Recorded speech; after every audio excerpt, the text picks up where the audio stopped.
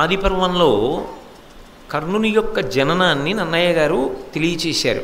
అందులో అంటారు, యాదవ కుల విభుడగు శూరుడను నాతడు ఆత్మతనూజలయందు పెద్దదాని అంబుజముఖి ధవళాక్షి వసుదేవు చెలియలి పృథా అను చెలువ ప్రీతి తన మేనయత్త నందనుడు అపుత్రకుడైన ఆ కుంతిభోజన కర్ధితోడ కూతుగానిచ్చిన కోమలియాతని ఇంట తానుండి అనేక విప్రవరులకు అతిథిజనులకు అవారితముగా తండ్రి పనుపున ఇష్టాన్న దానమునర చేయుచున్న దుర్వాసుడన్ సిద్ధమౌని వచ్చే అతిథి అయి భోజన వాంఛ చేసి.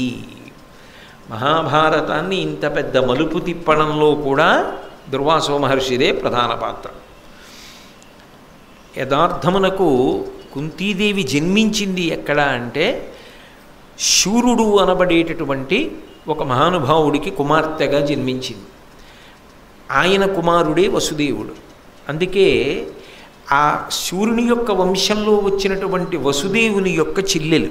అందుకే కృష్ణ పరమాత్మకి మేనత్త అయింది. అటు వసుదేవుని యొక్క కుమారుడేగా మరి కృష్ణుడు అయినప్పుడు వసుదేవుని యొక్క చెల్లెలు కుంతీదేవి కృష్ణుడికి ఏమవుతుంది? తండ్రి గారి చెల్లెలు కాబట్టి మేనత్త అవుతుంది. కాబట్టి కుంతీదేవి యొక్క మొట్టమొదటి పేరు పృథ, తండ్రి పెట్టుకున్న పేరు పృథ. అటువంటి పృథ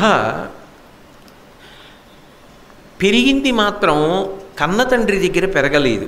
ఎందుకని అంటే అపుత్రకుడు, పిల్లలు లేనటువంటి వాడైనటువంటి కుంతిభోజుడు అనబడేటటువంటి రాజుకి ఈ పిల్లని దత్తతనిచ్చాడు శూరుడు. అలా ఇచ్చినటువంటి కారణం చేత ఈ కుంతీదేవి కుంతిభోజుడి దగ్గర పెరిగింది. కన్న తండ్రి పెట్టిన పేరు పృథ. కుంతిభోజుని యొక్క కుమార్తెగా పెరిగింది కాబట్టి ఆమెకి కుంతీదేవి అని పేరు వచ్చింది. ఆమె సహజముగా సద్గుణాలకి అలవాలు. ఆమె ఏదో కపటముతో కూడుకున్న నడవడి కలిగినదో భోగముల యందు అపేక్ష కలిగినదో అని ఆదిపర్వంలో కనపడదు. ఆమె చాలా గొప్ప వ్యక్తిత్వం ఉన్న తల్లి. నిజంగా మహాభారతంలో కుంతిని పరిశీలనం చేస్తే కుంతీదేవి పాదాలకి నమస్కారం చేయకుండా ఉండలేం. ఎంత గొప్ప వ్యక్తిత్వమైనా ఒక్కొక్కసారి జీవితంలో చేసినటువంటి ఒక పెద్ద పొరపాటు కట్టి కుడిపేస్తుంది. అది జీవితాంతం కాల్చేస్తుంది మనిషిని. అది ఎలా కాలుస్తుంది అంటే పైకి చెప్పలేరు, లోపల అనుభవంలో వదిలిపెట్టలేరు. చెట్టు పైకి ఆకుపచ్చగా నవనవలాడుతూ కనపడుతూ ఉంటుంది, కొమ్మలు చక్కగా ఊగుతూ ఉంటాయి. కానీ చెట్టు తొర్రలో మంట ఒకటి బయలుదేరి మండుతోంది. చెట్టు తొర్రలో మంట మండుతుంటే ఆ చెట్టు ఎంత బాధపడుతూ ఉంటుందో దూరంగా నిలబడి చెట్టు కొమ్మలు ఒకటే చూస్తున్న వాడికి తెలియదబ్బా ఎంత పెద్ద చెట్టు, ఎంత బాగుందో, ఎన్ని పువ్వులో, ఎన్ని కాయలో, ఎన్ని కొమ్మలో అంటాడు. కానీ నిజానికి చెట్టు అంత సంతోషంగా లేదు, ఎందుకంటే దాని తొర్రలో అగ్ని కాలుతోంది. అలా కుంతీదేవి కూడా తప్పు చేసేటటువంటి స్వభావము కలిగినది కాదు, కానీ దేవతా వ్యూహము స్పష్టము. దేవతలు అటువంటి తల్లికి గొప్ప పరీక్షనే పెట్టారని చెప్పుకోవాలి. అందుకే ఆవిడికి సహజంగా బాల్యం నుంచి వచ్చినటువంటి గొప్ప గుణం ఏమిటంటే ఓర్పు. అది చిన్న పిల్లలకి ఉండడం అన్నది చాలా కష్టం. ఒక మహారాజు గారి ఇంట్లో అతిథులు వస్తే భోజనం పెట్టడానికి ఎవరిని పంపించాలి? ఇంట్లో ఉన్న పెద్దవాళ్ళని పంపిస్తారు. కానీ ఇంటికొచ్చిన వాళ్ళందరికీ అన్నం పెట్టడానికి కుంతిభోజుడు ఎవరిని పంపించాడు అంటే కుంతీదేవిని పంపించాడు. ఎందుకని అంటే ఆ అమ్మాయి చిన్నది, ఇంకా పెళ్ళి కూడా కానటువంటి పిల్ల, కుమారి అయినా ఆమె అంత ప్రేమతో వచ్చినటువంటి అతిథులందరికీ భోజనం పెట్టి తండ్రికి గౌరవ మర్యాదలు తీసుకొచ్చింది. ఆమె దగ్గరికి ఒక రోజున దుర్వాసో మహర్షి ఆతిథ్యం కోసం వచ్చాడు, అంటే కుంతిభోజుడింటికి వచ్చాడు అని. దుర్వాసో మహర్షి యొక్క ఆగ్రహం ఎలా ఉంటుందో మీరు పూర్వం చూశారు. కృష్ణ భగవానుడంతటి వాడిని ఆయన విడిచిపెట్టలేదు. పాయసం వండి తెమ్మని కొద్దిగా తిని ఒళ్ళంతా పాయసం పుయ్యమని, నువ్వు నా అరికాల దగ్గర పాయసం సరిగ్గా పుయ్యలేదు, అందుకని నీకు అరికాలు దగ్గరే బాణం తగిలి అత్యంత ప్రమాదం ఏర్పడుతుంది అని చెప్పి శాపవాక్కు విడిచిపెట్టాడు. సరే, అది మంగళప్రదం అవుతుంది, ఆ కారణం చేతనే అవతారమును ఎప్పుడోప్పుడు వదిలిపెట్టాలి కాబట్టి వదిలిపెట్టి పరమపదంలో ప్రవేశించడానికి ఆస్కారము కలుగుతుంది అని కూడా చెప్పాడు. అటువంటి దుర్వాసో మహర్షి ఒకనాడు కుంతి భోజని ఇంటికి ఆతిథ్యం కోసం అని వచ్చాడు. అలా వచ్చినటువంటి వాడు ఆతిథ్యాన్ని స్వీకరించేటప్పుడు, ఆయనకి ఆతిథ్యం ఇచ్చేటప్పుడు సాధారణంగా ఎవరు నుంచుతారు?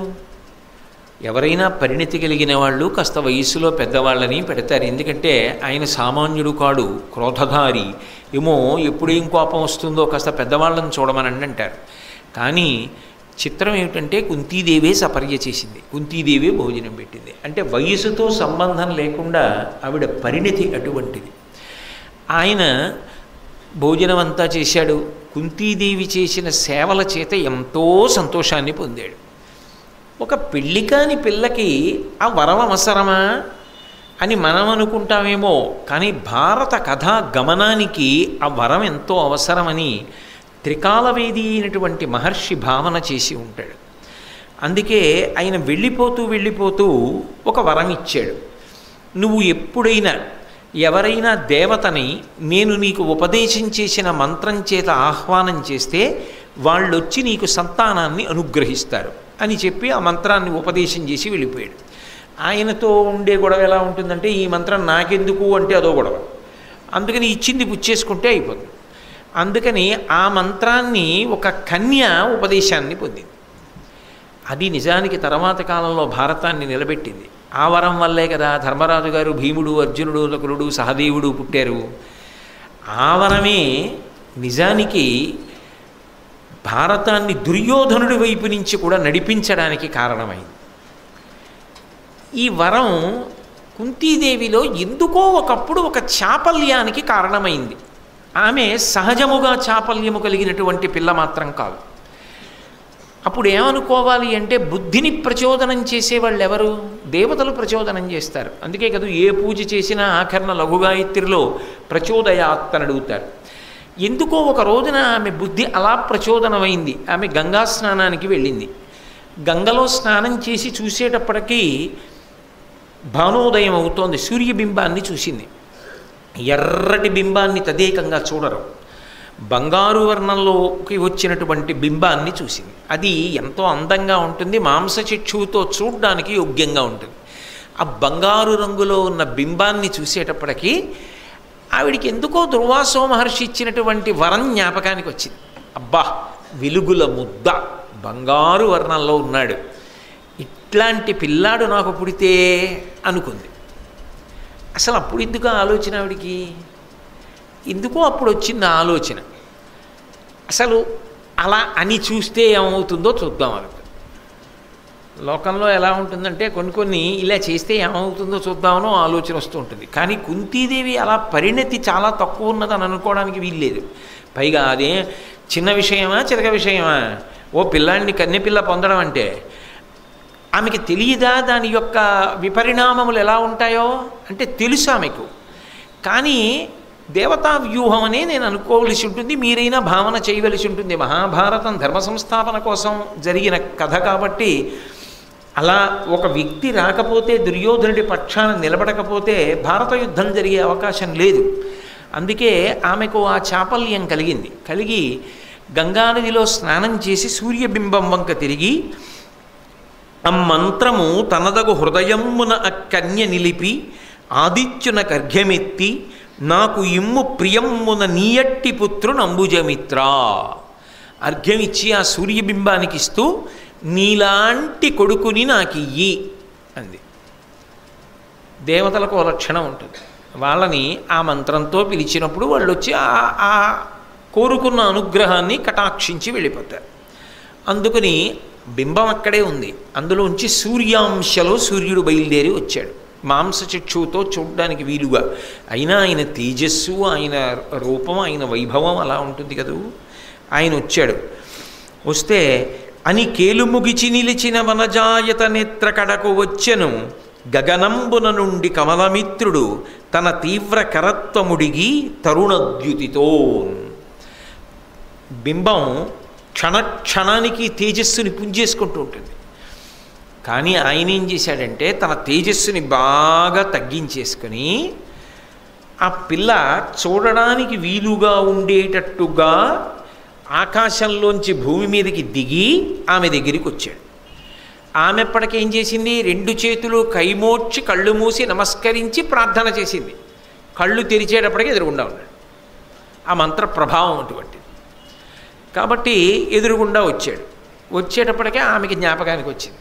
నేనేమన్నానో అది చేయడానికి వచ్చాడు.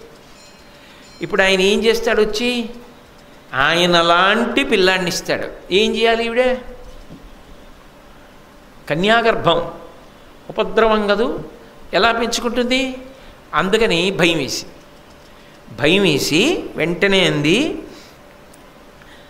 నాకు వరమిచ్చి బిడ్డనివ్వాలని నువ్వు బయలుదేరి వచ్చి ఉంటావు, నాకొద్దు. ఎందుకొద్దు అంటావేమో, బ్రహ్మజ్ఞాని నాకు వరం ఇచ్చాడు. ఆ బ్రహ్మజ్ఞాని ఇచ్చినటువంటి వరం ఎలా పనిచేస్తుందో ఒకసారి పరిశీలిద్దామని అన్నాను, అంతే. అంతకు మించి నిజంగానే ఏదో నీలాంటి కొడుకుని పొందాలని వాంఛలేదు, అందుకని నాకొద్దు. ఇలా పిలవడం నా తప్పే. అలా కదా పిలిచాను, మరి నీలాంటి కొడుకుని ఇమ్మని కదా పిలిచాను. మరి నీలాంటి కొడుకుని ఇవ్వడానికే నువ్వు వచ్చావు. వచ్చిన తర్వాత పరిహాసమా? ఇప్పుడు నీలాంటి కొడుకు నాకు అక్కర్లేదు. అదేదో అది నిజంగా మంత్రం పనిచేస్తుందో లేదో చూడటం ఏమిటి? ఆయన బ్రహ్మజ్ఞానని ఆవిడే చెప్తూ. కాబట్టి తన యందే దోషం ఉంది కదా ఇప్పుడు. అందుకని ఆవిడ ఏం చేసిందంటే నన్ను క్షమించు. పాపం ఇప్పుడు ఓ పొరపాటు జరిగిందనుకోండి, అది పొరపాటు అని అనుకుని వెంటనే త్రికరణ శుద్ధిగా నన్ను క్షమించు అంది. ఇంకంతకన్నా ఆవిడ ఏం చేయగలదు? ఏది జరగకూడదో అది జరిగింది కాబట్టి నన్ను క్షమించు. క్షమించి నువ్వు బయలుదేరి వెళ్ళిపో. నువ్వు 3 మూర్తుల యొక్క సమాహార స్వరూపానివి. 3 వేదములు నీ యందు పుట్టే. అటువంటి భగవంతుడవు కనుక నా యందు అనుగ్రహంతో చేసిన పొరపాటు మన్నించి నాకు బిడ్డని ఇవ్వకుండా వెళ్ళిపో. ఎందుకు బిడ్డడొద్దంటున్నావు అంటావేమో, ఏను మంత్రశక్తి ఎరుగక కోరితి కన్యకిదియు కొరగాదు నాకు గర్భమైన నా తల్లిదండ్రులు చుట్టములను నన్ను చూచి నగరే. కన్న తల్లి దగ్గర కన్న తండ్రి దగ్గర లేదు, పెంపుడు తల్లి పెంపుడు తండ్రి దగ్గర ఉంది. పోని వాళ్ళు ప్రేమగానే చూస్తున్నారు, కన్న తల్లిదండ్రుల్ని మరిపించిన వాళ్ళు అని అనుకున్నా ఓ సూర్య భగవానుడా, ఇప్పుడు నువ్వు నాకు బిడ్డనిస్తే అది కన్యాగర్భం. నేనిప్పుడు ఆ పిల్లవాడిని ఎత్తుకు తిరుగుతుంటే నా తల్లిదండ్రులు ఏమంటారు? చుట్టాలు ఏమంటారు? సమాజం ఏమంటుంది? నేను ఏమని చెప్పాలి వాళ్ళందరికీ జవాబు? కాబట్టి నాకు వద్దు. దయచేసి నేను అడిగిన దానిని మన్నించి నువ్వు నాకు బిడ్డన్ని ఇవ్వకుండా క్షమించి వెళ్ళిపో. ఆయన అన్నాడు, అలా కుదరదు. మాకు కొన్ని నియమాలు ఉంటాయి. నువ్వు ఒక మంత్రంతో ఒక సంకల్పం చేసి పిలిచావు, నేను వచ్చాను, దర్శనమిచ్చాను. ఇచ్చిన తరువాత నువ్వు దేని కొరకు అపేక్షించి మంత్రాన్ని జపం చేసి నన్ను పిలిచావో అది నీకు నేను ఇచ్చి వెళ్ళిపోవాలి. మహాభారతం ఆదిపర్వం ప్రకారం నేను ఈ మాట 1, 2, 3 మాటలు ఎందుకంటున్నానంటే, కర్ణజననం అదే మహాభారతంలో కొద్ది మార్పులతో కనపడుతుంది. మళ్ళీ ఆరణ్య పర్వంలో ఒకసారి, ఉద్యోగ పర్వంలో ఒకసారి అలా మార్పు చెంది కనపడుతుంది. అందుకని నేను ఆదిపర్వం అని నొక్కి చెప్పడానికి, అలా ఎందుకు కనపడుతుంది అన్నది మళ్ళీ వేరు విశేషం. ఇప్పుడు దాని దోలికి నేను వెళ్ళదలుచుకోలేదు. ఆదిపర్వం ప్రకారం అయితే సూర్యభగవానుడు అన్నాడు, సరే ఇప్పుడు నీకున్న బాధ ఏమిటి? నేను నీకు బిడ్డన్ని ఇస్తే కన్యాగర్భం అని బెంగ, కాబట్టి సద్యోగర్భంలో నీకు సంతానం ఇస్తాను అంటే ఉత్తర క్షణం నీకు కుమారుడు జన్మిస్తాడు. దానికోసం నువ్వు గర్భధారణ చేయవలసిన అవసరం ఉండదు. వనపర్వం ప్రకారం అయితే 10 నెలలు మోసింది కర్ణుణ్ణి. కాబట్టి నీ కన్యాత్వము చెడదు. భవిష్యత్తు యందు నువ్వు వేరొకరికి ఇల్లాలి అయినప్పుడు నేను మోసగించానన్న భావన నువ్వు పొందక్కర్లేదు. నీ కన్యాత్వం చెడకుండా నీకు వరమిస్తున్నాను. సంతానమును కటాక్షించి దేవతలుగా నేను పాటించవలసిన నియమాన్ని నేను పాటిస్తాను. నీకు ఇబ్బంది కలగకుండా నేను ఎంతవరకు అనుగ్రహం చేయగలనో నీ కష్టాన్ని దృష్టిలో పెట్టుకుని అంతవరకు అనుగ్రహం చేయగలను తప్ప ఈ రెండిటికి దాటి నన్ను పిలిచిన తరువాత మంత్రజపం చేసిన తరువాత ఒక కోరిక వెల్లడించిన తరువాత నీకు బిడ్డనివ్వకుండా వెళ్ళిపోవడం సాధ్యం కాదు. ఎందుకంటే ఎవరి ధర్మాన్ని వాళ్ళు పాటించాలి అని సద్యోగర్భమునందు ఒక బిడ్డనిచ్చాడు. ఆమె ఆ పిల్లవాడిని చూసుకుంది. ఆ పిల్లవాడు సలలితమైన పుట్టుకవచంబు నిసర్గజమైన కుండలంబుల యుగళంబు నొప్పగా సుపుత్రుడు కర్ణుడు పుట్టే సూర్యమండలమొక భూతలంబున బెడంగయి దీప్తి సహస్రకంబుతో వెలుగెడునా నిజజ్యుతి సవిస్తరలీల వెలుంగుచుండగన్. నిజంగా ఇదే వివాహం అయిపోయిన తరువాత ఇలాంటి కొడుకు పుట్టుంటే భారతదేశం అంతటా ఎంత ఉత్సవం జరిగి ఉండేదో. కుంతీదేవి అటువంటి కొడుకుని కంది. ఆ తండ్రి ఎంత ఆనందపడిపోయి ఉండేవాడో, ఇంతటి తేజోమూర్తి నాకు కొడుకుగా పుట్టాడని. ఆ పుట్టినవాడి జీవితం ఎంత భద్రమైన రీతిలో ఎంత గొప్పగా వర్ధిల్లి ఉండేదో. ఇందులో ఎవరిది తప్పని నిర్ణయం చేయగలరు? దుర్వాసో మహర్షి వరం ఇవ్వడం తప్పంటారా? భారతం ఎలా నడుస్తుంది? అంత పరిణితి కలిగిన పిల్ల కుంతీదేవి అడగడం తప్పంటారా? వచ్చిన సూర్యభగవానుడు ధర్మం పాటించడం తప్పంటారా? అప్పటికీ సద్యోగర్భంలో బిడ్డనిచ్చి వెళ్ళడం తప్పంటారా? అయినా తన మర్యాదని దృష్టిలో పెట్టుకుని ఆ పిల్లాన్ని ఏం చెయ్యాలో అర్థం కాక విస్తుపోవడం కుంతీదేవి ఎడల తప్పంటారా? అసలు తప్పు చెప్పడం మనకెంతవరకు సాధ్యం అవుతుంది? ఆ విషయంలో ఎవరి ఏమీ చెప్పలేనంత పెద్ద పీఠముడి, ఎవరు ఏం చేసినా కని కుంతీదేవి వదిలేసిన, కనడానికి కారణమై సూర్యుడు వెళ్ళిపోయినా దాని వలన జీవితం పాడైపోయిన వాడు మాత్రం కర్ణుడు అన్నది నిస్సందేహమైనటువంటి విషయం. అప్పుడైనా ఇప్పుడైనా ఎప్పుడైనా అంతే. అటువంటి పరమ ప్రమాదకరమైన పనులు జరగకుండుగాక, అది భారతం యొక్క తీర్పంతే. కాబట్టి ఆ పుట్టిన పిల్లవాడు పుట్టు కవచంబు, వాడికి పుడుతూనే కవచం ఉంది. లోకంలో కవచం కట్టుకుంటాడు ఎవడైనా, ఆయనకి పుడుతూ కవచం ఉంది. అంతేకాదు నిసర్గజమైన కుండలంబుల యుగళంబు నొప్పగా, చెవులకి సహజమైనటువంటి కుండలములు ఉన్నాయి. దానికి తోడు సుపుత్రుడు కర్ణుడు పుట్టే. ఆయన గురించి తప్పుగా ఏం మాట్లాడాల? కుక్కలు కూసాయి, నక్కలు కూసాయి, రక్తం వర్షం పడింది, దుశ్శకునములు ఏం చెప్పలేదు. నన్నయ్య గారు చాలా పవిత్రమైన మాట మాట్లాడారు. అతను సుపుత్రుడు కర్ణుడు పుట్టే. నిజంగా అటువంటి కొడుకు ఎవరికి పుడతాడు? ఆయన సుపుత్రుడే. పరిస్థితులు ఆయనను అలా చేసేసాయి. అనేక మలుపులు తిరిగిపోయింది ఆయన జీవితం. ఆయన చేతిలో లేకుండా తిరిగిపోయింది. ఆయన చెయ్యని పాపానికి ఆయన జీవితం అలా తిరిగింది. నిజంగా ఒక కోణంలో ఆలోచన చేస్తే కర్ణుడి గురించి ఆలోచన చేసినప్పుడు చాలా బాధే కలుగుతుంది. అయ్యయ్యయ్యో, ఇంత పౌరుష పరాక్రమాలు, ఇంతటి శౌర్యమూర్తి, ఇంత గొప్పగా పుట్టినవాడు ఆఖరికి దుష్టచతుష్టయంలోకి వెళ్ళిపోయాడే. అందుకు పుట్టినవాడైతే ఎన్ని దుశ్శకునములు కనపడాలి? అవేం చెప్పలేదు కదా భారతంలో. దుర్యోధనుడు పుట్టినప్పుడు ఎలా జరిగాయో అలా జరగలేదే. చాలా అద్భుతంగా వర్ణిస్తున్నారు. ఆంధ్రీకరించినప్పుడు నన్నయ్య గారు సుపుత్రుడు కర్ణుడు పుట్టే సూర్యమండలం ఒక భూతలంబున బెడంగయి, సూర్యమండలం భూమి మీదకి దిగిందా అన్నట్టుగా ఉన్నాడు ఆ పిల్లాడు. దీప్తి సహస్రకంబుతో వెలుగడునా నిజజ్యుతి, ఆ కాంతి అలా ఉంది పిల్లాడిది. అది అన్ని వేపులకి కొడుతోంది. అంత అందగాడు, బంగారు రంగులో మెరిసిపోతున్నాడు ఆ పిల్లాడు. సవిస్తరలీల వెలుంగుచుండగన్. ఎంత కాదన్నా ఏది ఏమైనా ఇప్పుడు కుంతిపుత్రుడు. వాడు సామాన్యుడా? అసాధారణ పుత్రుడు, సుపుత్రుడు, మొదటి కొడుకు ఆమెకు. అంతటి మహాతల్లి యొక్క పెద్ద కొడుకు. ఇప్పుడు ఆమె పిల్లవాడిని రెండు చేతులతో పట్టుకుంది. సాధారణంగా రాజవంశాలలో కొడుకుడితే చాలనే బాధపడుతుంటారు, ఎందుకంటే ఆ రాజ్యానికి వారసుడు కావాలని. అందున సుపుత్రుడు పుట్టుకతో ఇంతటి తేజోమూర్తి పుడితే ఎంత ఆనందపడిపోయి ఉత్సవం చేయాలి? కన్న తండ్రికి తెలియదు, పెంపుడు తండ్రికి తెలియదు. కన్న తల్లి మరిచిపోవడానికి ప్రయత్నించింది. అన్నీ తెలిసిన సూర్యుడు ఏమీ మాట్లాడలేదు. పుట్టిన పిల్లాడు గంగపాలయ్యాడు. ఏం ఆశ్చర్యం! ఏ దోషానికి అంటే 10 మాటలు నేను ఉచ్చరించక్కర్లేదు. అందరూ బాగానే ఉన్నారు.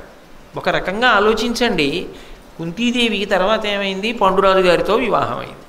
పాండురాజు గారు భర్తృస్థానంలో ఉండగా పుట్టిన వాళ్ళు ఆమె యొక్క సంతానమని సంతోషంగా ప్రకటించుకున్నారు. మేము పాండురాజపుత్రులం అని చెప్పారు.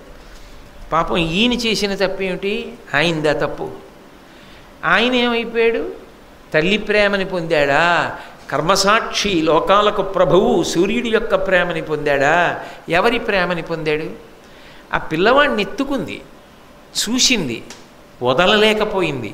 కానీ అన్నిటికన్నా దీనికి భయపడిపోయిందంటే సమాజములో తనకొచ్చేటటువంటి పేరు గురించి, అపకీర్తి గురించి భయపడిపోయింది. ఆమె భయపడిపోయి మనసులో నిశ్చయం చేసుకుంది, ఈ పిల్లవాడిని నేను పెంచను,